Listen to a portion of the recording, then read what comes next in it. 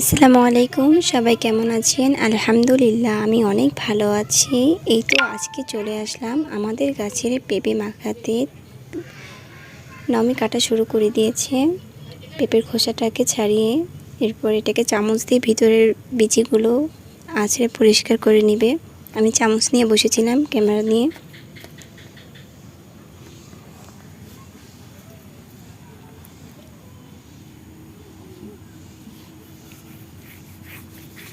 পেঁপে পাড়ার সময় আমি ছিলাম না, এই জন্য আমি সেটার ফুটেজ নিতে পারিনি।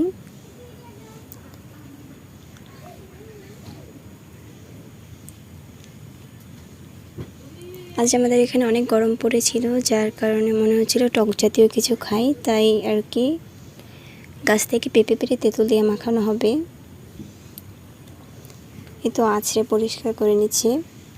এটা পরিষ্কার না করলে দেখতেও কেমন লাগে আর খেতেও যেন কেমন একটা লাগে। এই তো হয়ে গিয়েছে সম্পূর্ণ পরিষ্কার করে এবার ঘরে চলে আসলাম। আমি বারান্দায় গ্যাস অন করে মরিচটাকে পুড়ে নেব। আর পোড়া মরিচের স্মেলটা খুব ভালো আসবে পেঁপে মাখানোর মধ্যে। এটা পোড়ার সময় পুড়ে গিয়েছিল, আগুন ধরে গিয়েছিল, পোড়া হয়ে গিয়েছে। এবার আমি গ্যাসটাকে অফ করে দিয়ে ঘরে চলে আসলাম। তেঁতুল, শুকনো মরিচ পোড়া আর হচ্ছে পেঁপে। এবারে মেশিনটা দিয়ে পেঁপেটাকে সুন্দর করে কুচিয়ে নেবে।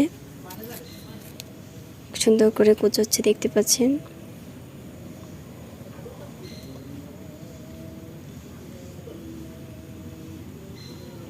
এই তো কুচানো হয়ে গিয়েছে। এবার এটাকে পরিষ্কার করে নামিয়ে নিল।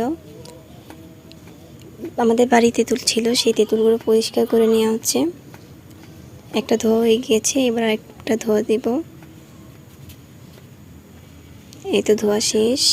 এবার এই তেঁতুলটাকে পাত্রে নামিয়ে নিয়ে এবার শুকনো মরিচ পোড়াগুলো দিয়ে দিব।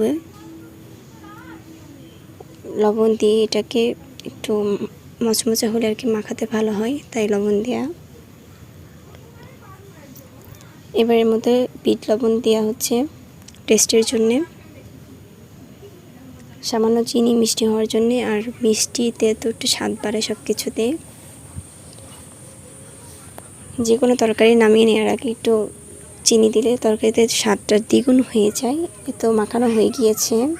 সেই এক গামলা পেঁপে একটুখানি হয়ে গিয়েছে।